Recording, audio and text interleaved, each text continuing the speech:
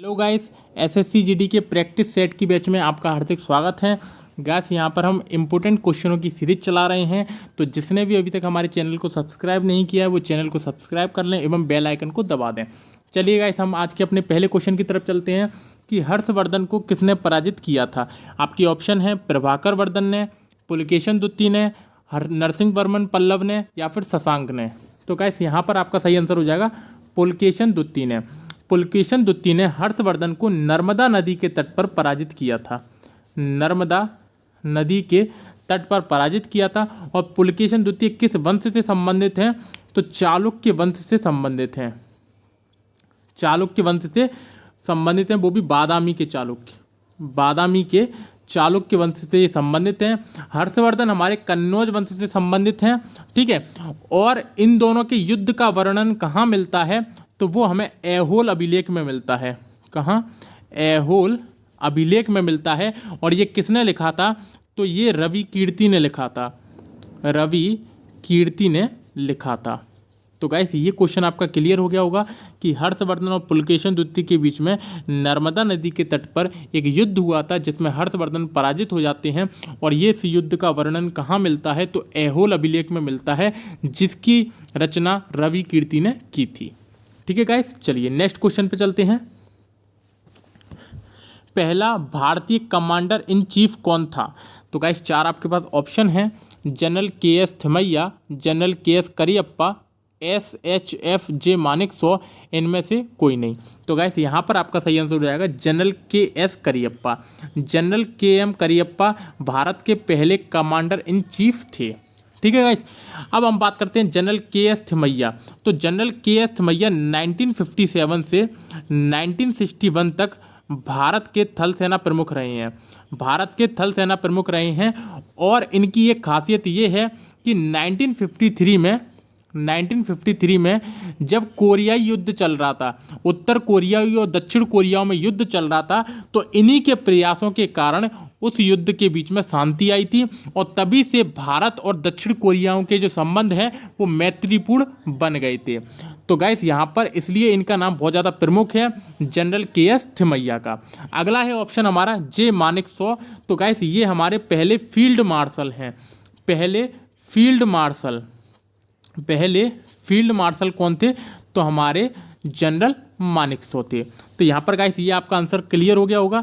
तो भारत के पहले कमांडर इन चीफ कौन थे? तो जनरल के.एस. करियप्पा। चलिए गाइस नेक्स्ट क्वेश्चन की तरफ चलते हैं। गांधी जी ने किस धार्मिक ग्रंथ को अपनी माता कहा था? आपकी ऑप्शन है रामायण, भगवत गीता, कुरान शरीफ या फिर द टेस्टामेंट। तो गाइस यहाँ पर आपका सही आंसर हो जाएगा भगवत गीता।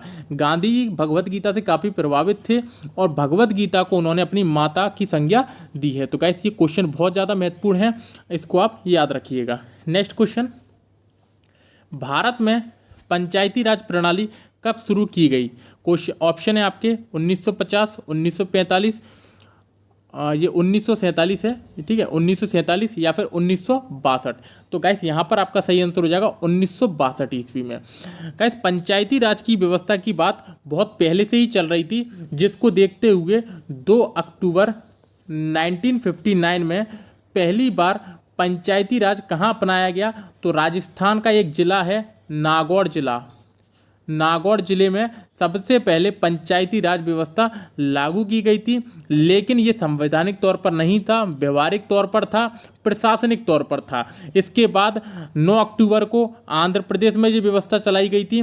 और इसके बाद 1962 में पहली बार पंचायतों को सशक्त बनाने के लिए पंचायती राज प्रणाली लागू की गई थी। तो 1962 में जो पंचायती राज प्रणाली जिसने लागू की थी वो मध्य प्रदेश राज्य था।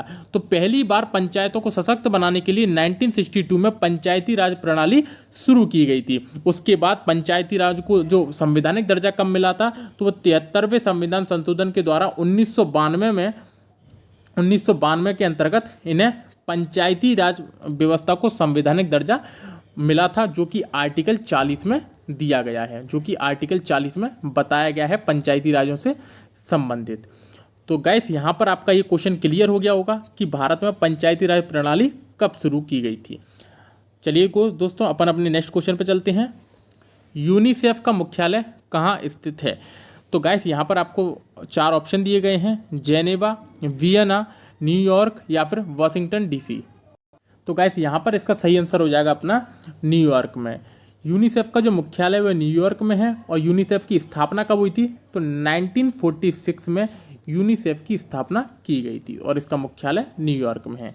चलिए गाइस नेक्स्ट क्वेश्चन की तरफ चलते हैं। किसे देश बंधु के नाम से जाना जाता है? आपके पास ऑप्शन है आचार्य नरेंद्र देव, राजेंद्र प्रसाद, चित्तरंजन दास या फिर GS राय। तो गाइस यहाँ पर आपका सही आंसर हो जाएगा चित्तरंजन दास। चित्तरंजन दास को देश बंधु की संज्ञा दी गई है। ठीक है गाइस, चलिए नेक्स्ट क्वेश्चन की तरफ चलते हैं अपन यहाँ पर। अगला क्वेश्चन है गाइस आपका यहाँ पर, ध्वनि नहीं गुजर सकती है किसमें? ऑप्शन है जल से, स्टील से, वायु से या फिर निर्वात से। तो गाइस ध्वनि निर्वात में गमन नहीं कर सकती, तो यहाँ पर आपका ऑप्शन डी सही आंसर हो जाएगा। चलिए गाइस नेक्स्ट क्वेश्चन, लोकसभा अध्यक्ष को अपना त्यागपत्र किसको संबोधित करना होता है? आपके पास ऑप्शन है भारत के प्रधानमंत्री को, भारत के राष्ट्रपति को, लोकसभा के उपाध्यक्ष को या फिर संसदीय कार्य मंत्री को। तो गाइस यहाँ पर आपको सही आंसर देना है। तो यहाँ पर गाइस आपका सही आंसर हो जाएगा लोकसभा के उपाध्यक्ष को। लोकसभा के उपाध्यक्ष को ही लोकसभा अध्यक्ष अपना त्यागपत्र देता है। और ये बात किस में कही गई है? तो आर्टिकल 94 में ये बात कही गई है कि लोकसभा का उपाध्यक्ष लोकसभा अध्यक्ष को त्यागपत्र दे सकता है तथा लोकसभा अध्यक्ष लोकसभा के उपाध्यक्ष को त्यागपत्र दे सकता है। तो गाइस यहाँ पर आपका सही आंसर हो जाएगा ऑप्शन सी। चलिए गाइस नेक्स्ट क्वेश्चन, कंप्यूटर का आविष्कारता कौन था? आपका ऑप्शन है Michael Faraday, wheeler, Charles Babbage या फिर सैमुअल ब्राउन। तो गाइस यहाँ पर सबको पता है कि ये इसका ऑप्शन चार्ल्स बेबेज है। तो चार्ल्स बेबेज ने कंप्यूटर का आविष्कार किया था। बात करते हैं माइकल फेराडे की, तो माइकल फेराडे ने डायनेमो की खोज की थी। डायनेमो की खोज की थी। और एक मैंने कल आपको बता दिया था कि विद्युत चुम्बकीय प्रेरण की खोज किसने की थी? तो वो भी माइकल फेराडे ने की थी।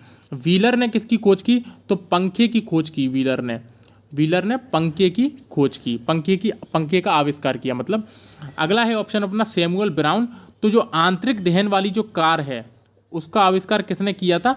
तो सैमुअल ब्राउन ने। आंतरिक दहन वाली कार का आविष्कार किसने किया था? तो सैमुअल ब्राउन ने किया था। तो गाइस यहाँ पर आपका सही आंसर हो जाएगा ऑप्शन सी चार्ल्स बेबेज। तो गाइस आज तक के लिए केवल इतना ही। यदि आपको वीडियो अच्छी लगी हो तो वीडियो को लाइक जरूर करें, वीडियो पे कमेंट करके जरूर बताएं कि वीडियो आपको कैसी लगी और चैनल को सब्सक्राइब एवं शेयर करना ना भूलें। गाइस फिर मिलते हैं नेक्स्ट क्लास में, तब तक के लिए